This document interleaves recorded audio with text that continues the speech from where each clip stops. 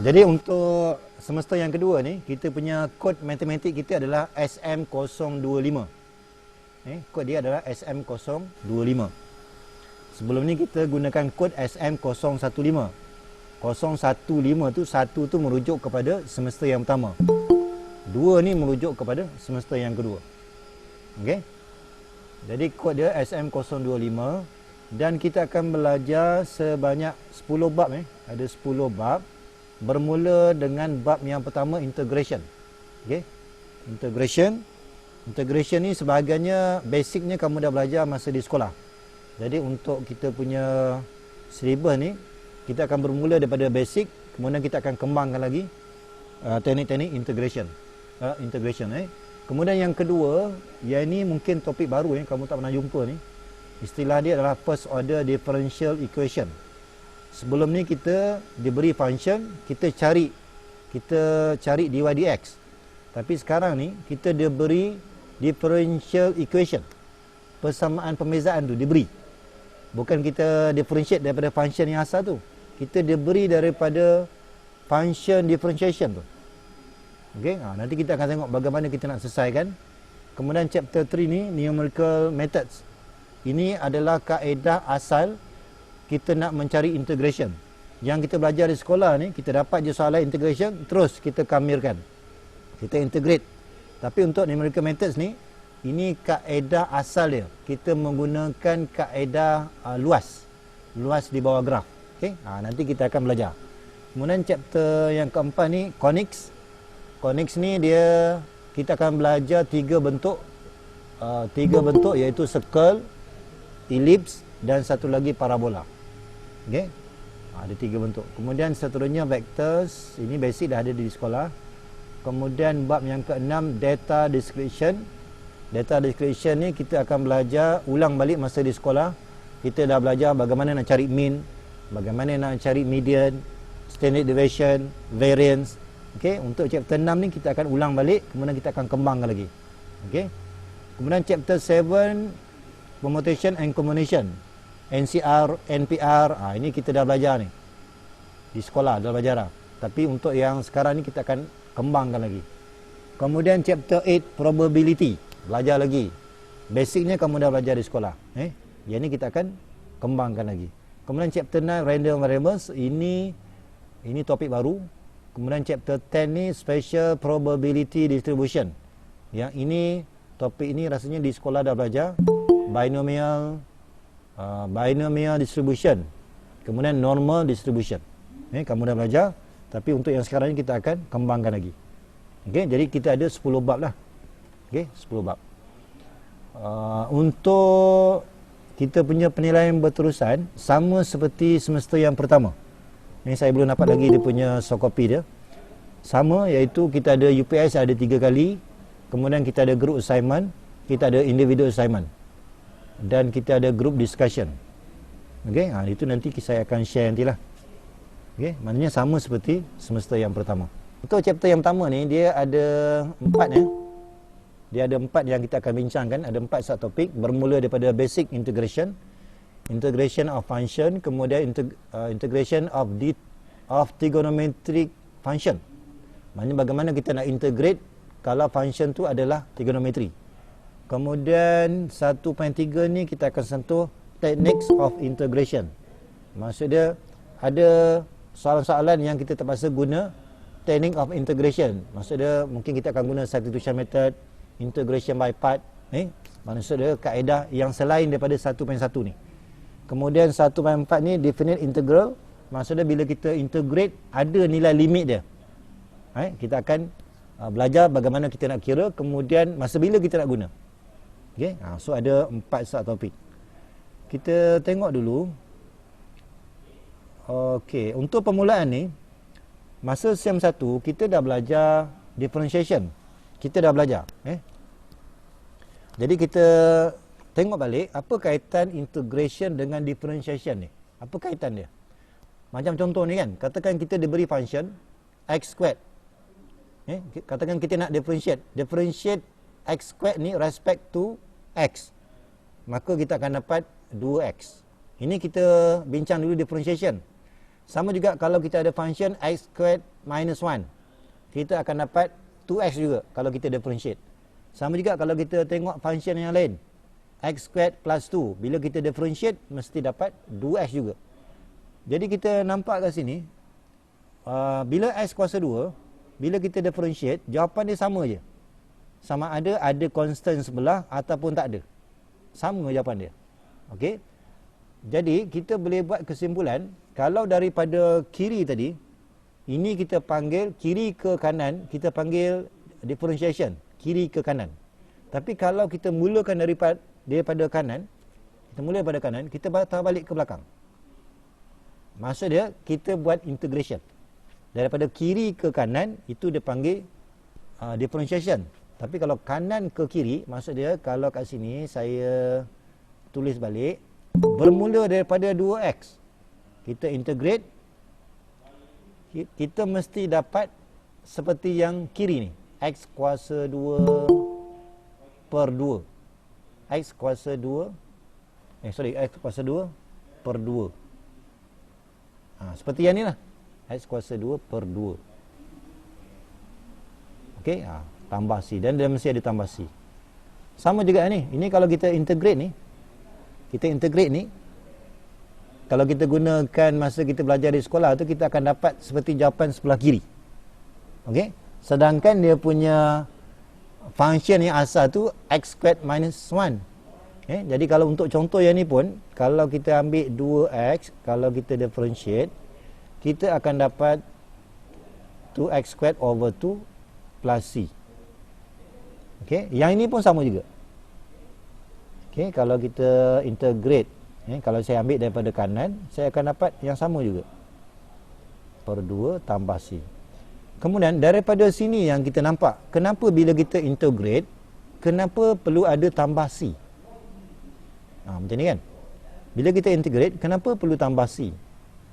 Tadi kita dah tengok tadi, kalau kita mula daripada kiri, kita akan dapat sebelah kanan. Sebelah kanan ni adalah, kalau kita nak check betul tak jawapan dia ni, kita boleh integrate. Bila integrate, dia yang penting kita mesti dapat x kuasa 2. Setiap sebutan ni mesti dapat x kuasa 2, x kuasa 2, x kuasa 2. Cuma dia akan berbeza dari segi nombor sebelah dia. Sama ada tak ada langsung constant, ataupun constant dia nilai negatif 1, ataupun constant dia tambah 2. Itu sebab bila kita nak buat integration yang tak ada limit, dia mesti ada tambah c. Kalau kita integrate tak ada tambah c, maka jawapan kita salah. Sebab kita andaikan bila kita integrate mesti dapat satu je. Sedangkan dia ada kemungkinan lain.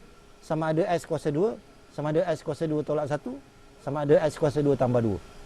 Okey, jadi bila kita nak buat integration, pastikan mesti ada tambah c. Setakat ni faham ke? Ada nak tanya tak?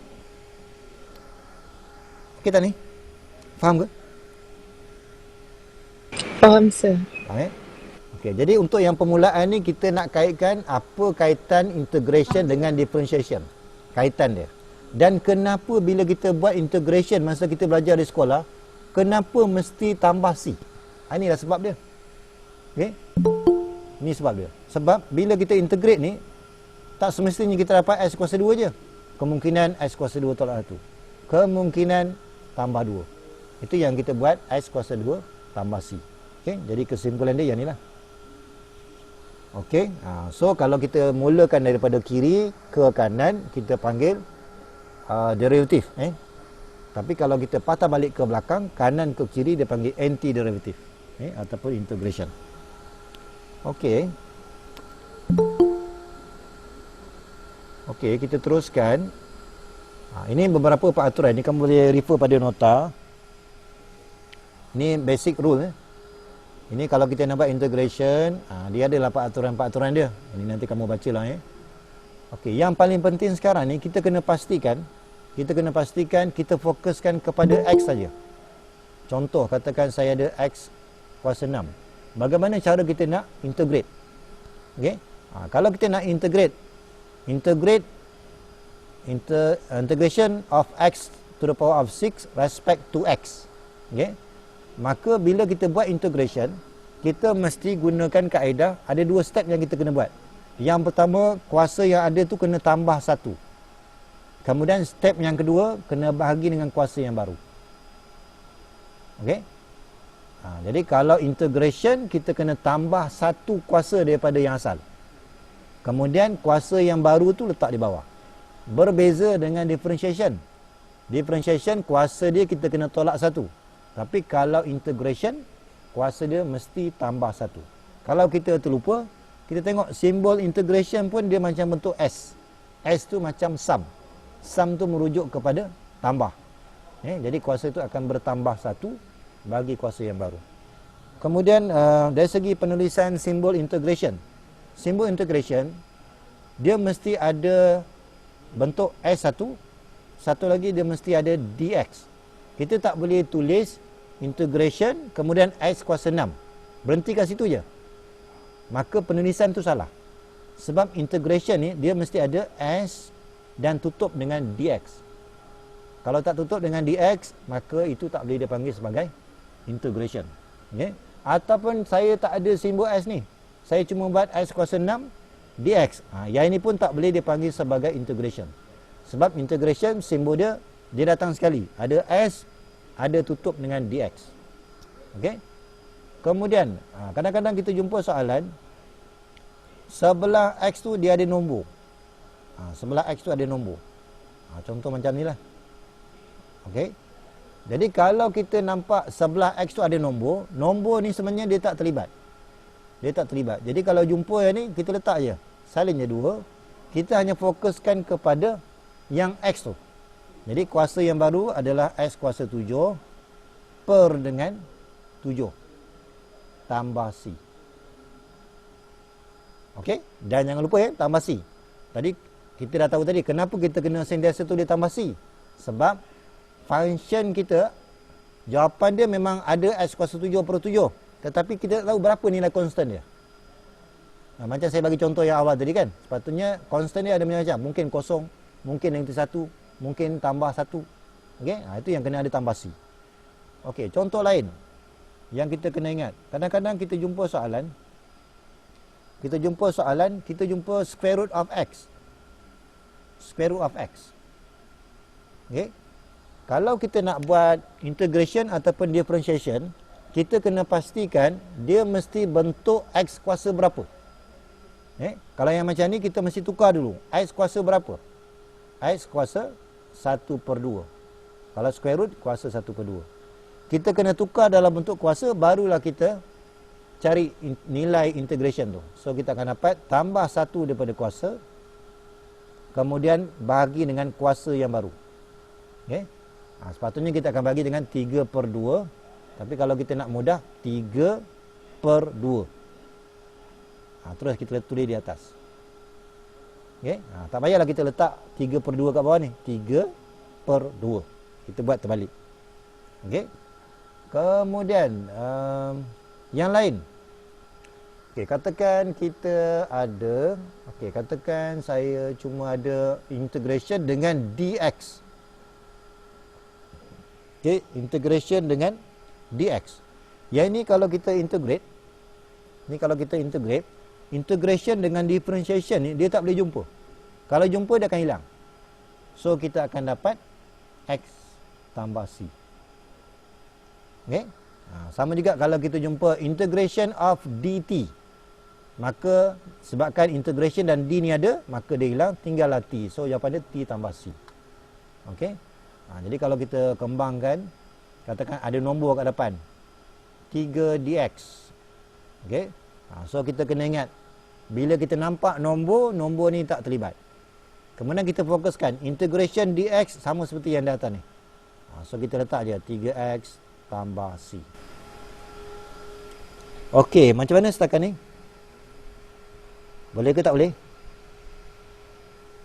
Okey tak? Ada nak tanya? Hai, senyap. Okey, sir. Okey. Ini yang kelima. Kemudian, kadang-kadang kita akan jumpa soalan. Okey, jumpa soalan, katakan saya ubah Ini peraturan yang seterusnya. Kita jumpa integration, kemudian kita jumpa kurungan 3x tambah 5 kuasa 8. Kan? Tadi kita tengok satu-satu. Tapi kita sekarang tengok ada kurungan kuasa 8. Kalau ikut kaedah yang asal, sepatutnya kita mesti expand ni. Kita kena darab 8 kali kurungan. 8 kali kurungan. Bila kita darab habis, baru kita buat integration. Tapi kalau kita nak mudah, kita biar je. Boleh, Sir. Boleh? Okey, kita biar je. Yang penting yang pertama kita bayangkan ini adalah soalan X kuasa 8. Bila X kuasa 8, maka kita akan ambil X kuasa 9 per dengan kuasa yang baru. Okey? Jadi kalau jumpa kurungan kuasa, kita tak payah expand. Kita buat terus je. Cuma yang pertama kita bayangkan ini adalah X kuasa 8. Maka kita akan dapat X kuasa 9 per 9. So yang ni kekalkan 3X tambah 5. Tetapi disebabkan soalan ini dia bukan X, dia adalah kurungan.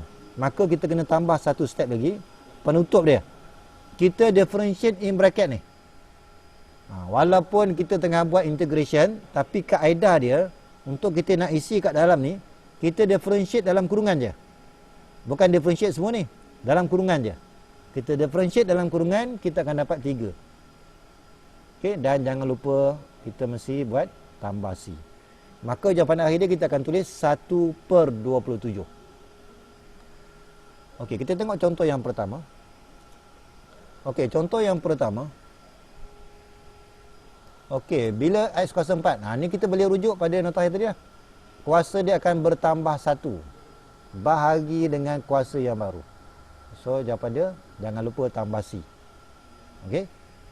Kemudian, yang ini pun sama juga. Yang ini pun sama. Kuasa akan tambah 1. Jadi 1 per 3 tambah 1. Dapatlah 4 per 3. 4 per 3 bahagi dengan 4. Sepatutnya kita akan buat per 3. Tapi kita letak je 3 tu di atas. Terus kita akan dapat jawapan. Seperti yang ni lah.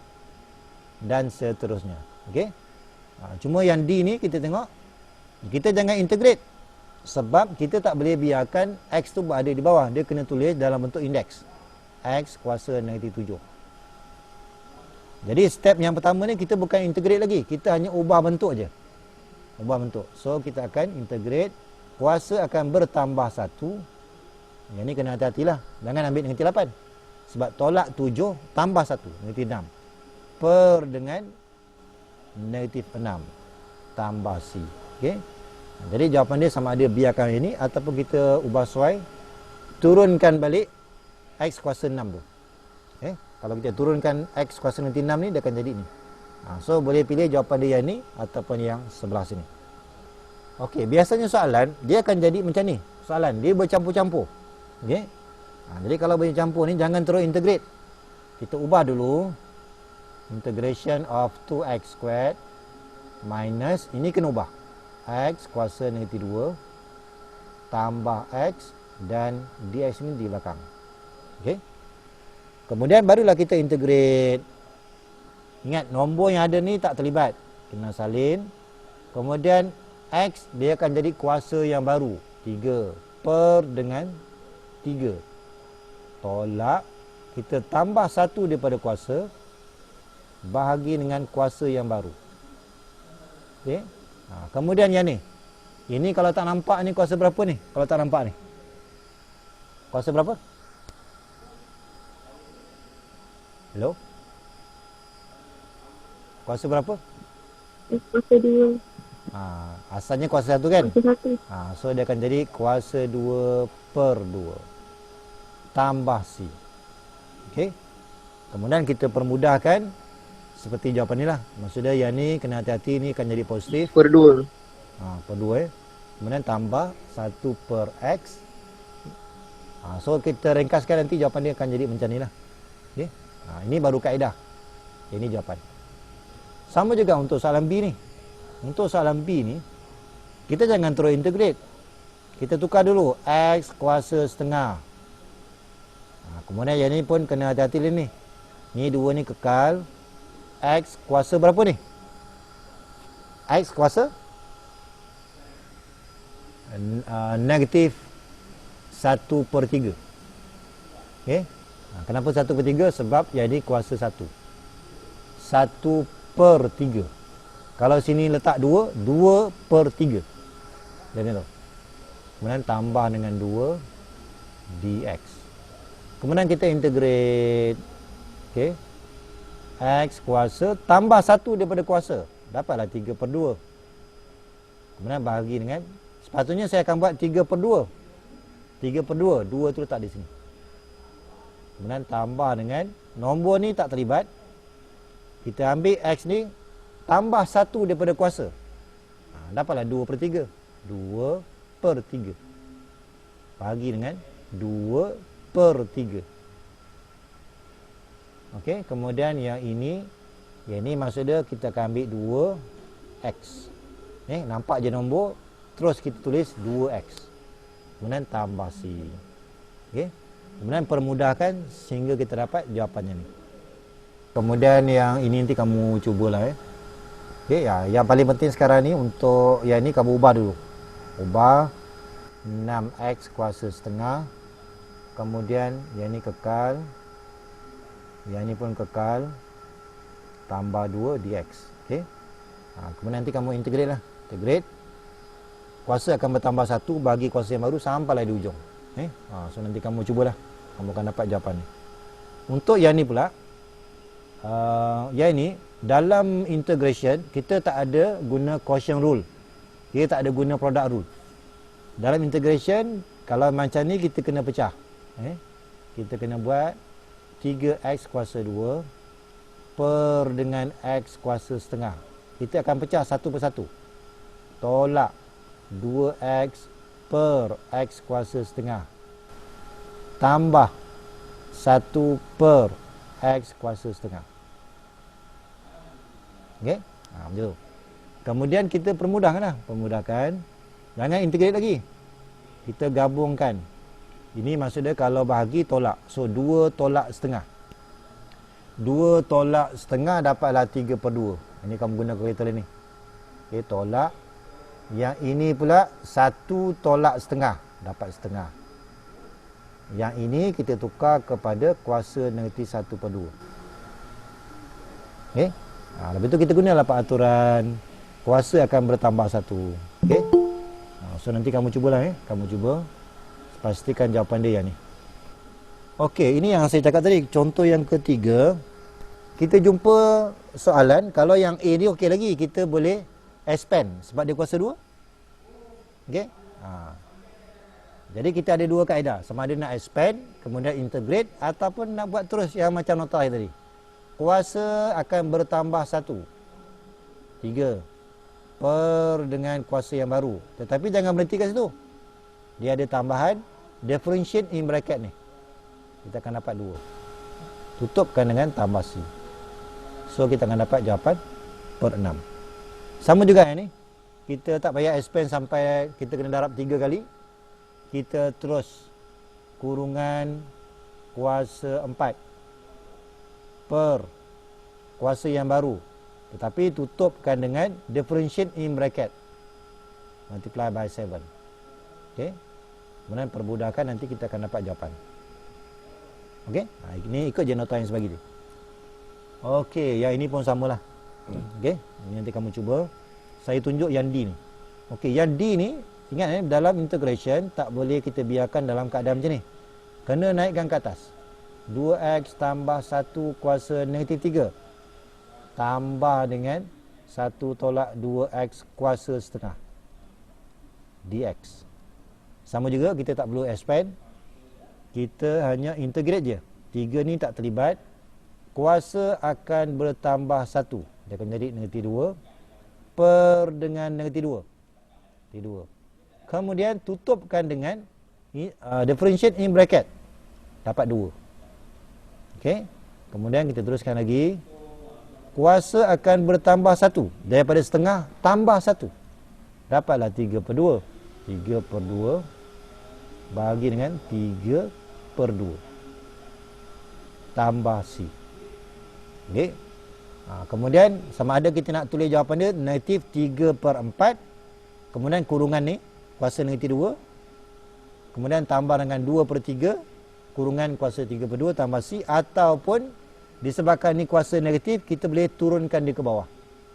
Okey, jadi jawapan dia sama ada nak tulis negatif 3/4 kuasa negatif 2 ataupun kita tulis macam ni. Jadi kamu pilih, nak berhenti di sini boleh, nak berhenti di sini pun boleh. Okey, so yang lain tu sama. Ni 2/3 ni. Ni tertinggal ni. Ada lagi tak? 3/2. Oh, saya belum habis lagi. Negatif 2. Ada satu step lagi. So jawapan dia adalah yang ni. Okey. Dalam bentuk general form Dalam bentuk general form saya ringkaskan. Sebenarnya mudah aje. Yang pertama kita tengok dia punya base dia kalau E lah. Kuasa 4x dx. Jadi cara kita nak integrate ni, yang pertama salin soalan. Lepas tu kita differentiate kuasa je. Kuasa ni je. Kita akan dapat 4 tu letak di bawah. Maka itulah jawapan dia. Okey? So mudah macam tu je. Okey, contoh lain. Okey, contoh lain. Katakan saya ada nombor lah sebelah ni. Okey, kalau ada nombor, ingat nombor tak terlibat dalam integration, saya salin. Kemudian untuk integrate eksponen, salin soalan. Kemudian differentiate kuasa. Dah dapat, letak di bawah. Kemudian jangan lupa tambah C. So jawapan akhir dia tulis negatif 3/5. Okey, ini kalau base dia adalah E. Kalau base dia E. Apa jadi kalau base dia nombor? Katakan 2 kuasa 4x. Okey. Dia punya step yang awal tu sama seperti yang ni. Sama. Kita akan salin 2 kuasa 4x per differentiate kuasa dapat 4. Dapat 4. Okey. Kalau base dia E, kita berhenti kat sini. Tapi kalau base dia nombor, kena tambah sikit. Mesti ada tambahan. Tambahan dia adalah kita kena ambil ln. Tengok base dia. Kalau base dia 2, kita letak ln 2. Itu je tambahannya. Yang lain tu kita akan buat tambah C. Okey. Jadi kalau kita jumpa soalan, tengok dia punya eksponen itu bentuk apa? Base E ke base nombor? Kalau base nombor, dia ada tambahan. Ln 2. Okey. So untuk yang seterusnya kita gunakan 3 nota ni lah. So bila kita differentiate yang ni, yang bukan differentiate, integrate.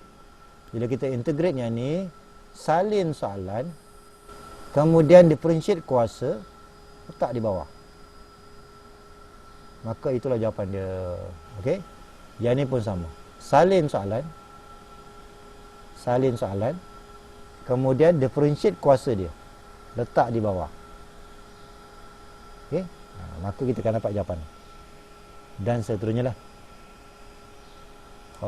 Okey. Kemudian untuk yang nanti kamu cuba lah kamu cuba. Untuk yang D ni pula, okey, kita tengok dia punya base dia bukan E lagi. Jadi step yang pertama tu kita andaikan base dia masih kekal E. Jadi kita akan salin soalan, lepas tu differentiate kuasa dapat negatif 1. Kemudian disebabkan base dia bukan E, kita perlu tambah ln base dia. Dan jangan lupa tambah C. Itu yang kita dapat jawapan ni. Kita jumpa soalan yang macam ni, kita expand je. Ni ada tak ni? Ni nombor 4. Okey, ada ya? Kalau yang macam ni, kamu expand. Tapi kena ingatlah cara indeks tu.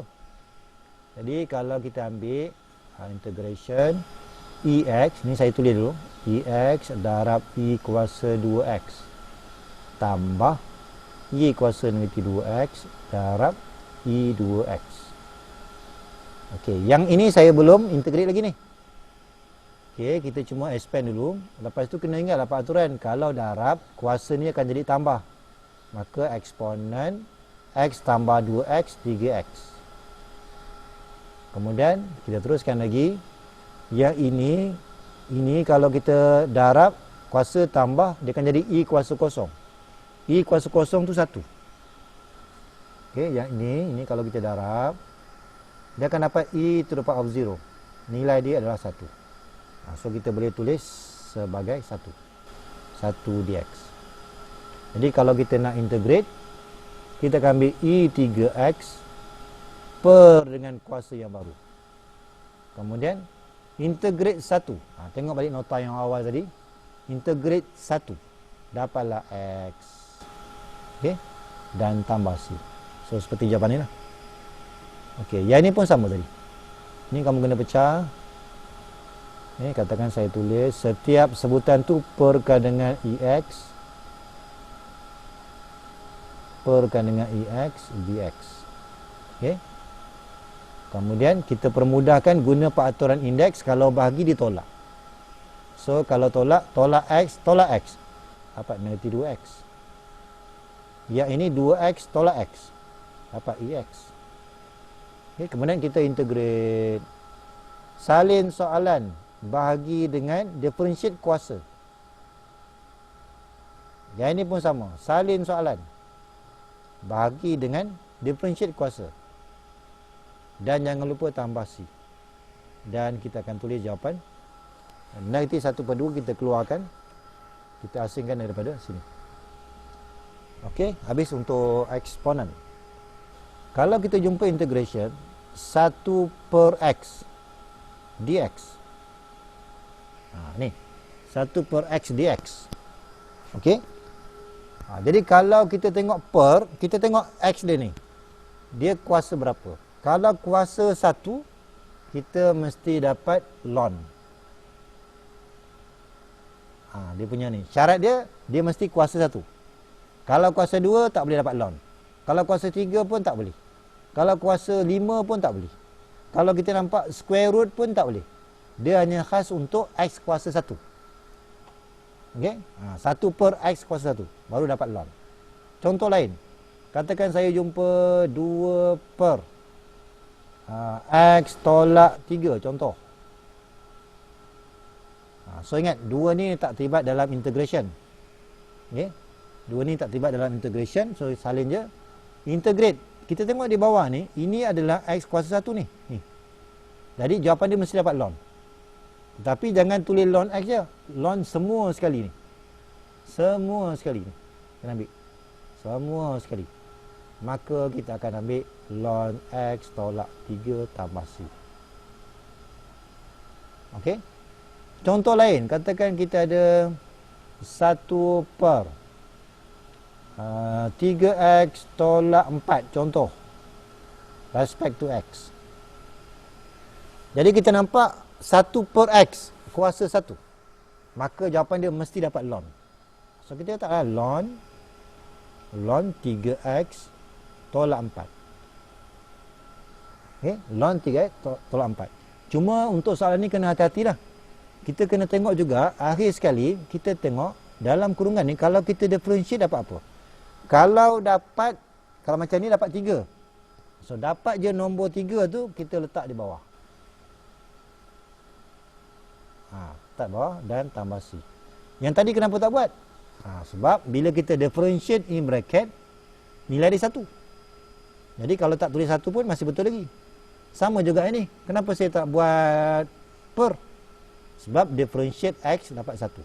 Jadi kesimpulan dia, kalau kita jumpa yang pertama, pastikan per tu x kuasa 1. Kalau kuasa 2 tak akan dapat ln. Kalau kuasa 5 tak akan dapat ln. Dia mesti kuasa 1. Dan bila nampak je kuasa 1, mesti jawapan dia ln. So kita akan ambil ln, bukan x saja, bukan 3x saja, semua yang di bawah ni. Tetapi pastikan kita kena tutup. Cuba kita tengok. Kalau kita differentiate dalam kurungan ni ada nilai, maka kita kena perkan nilai tu. Okey, untuk yang ni, yang pertama kita lihat 1/x. Ni sebenarnya saya boleh keluarkan 1/2 ni. Letak 1/2 nombor dia. Kedua, kemudian 1/x mesti dapat ln. Ln x tambah c. Selesai. Itulah jawapan dia. Kemudian kita check, kalau saya differentiate in bracket ni 1, so tak payah buat per 1. Sama dengan ini, macam saya dah bagi contoh ni. Okey, ini sama dengan mesti dapat ln juga 3x tambah 1. Tetapi bila kita differentiate in bracket ada nombor, so kena letak per 3. tambah C. Ataupun kita boleh tulis 1/3 tu kat luar, ln 3x tambah 1 tambah C. Okey, sama juga untuk kat sini. Nombor 3 ni tak terlibat. So, integrate yang ni disebabkan x kuasa 1, maka kita boleh tulis ln 1 tolak 2x. Kemudian jangan berhenti kat situ. Cuba kita differentiate dalam kurungan. Dapat nilai -2.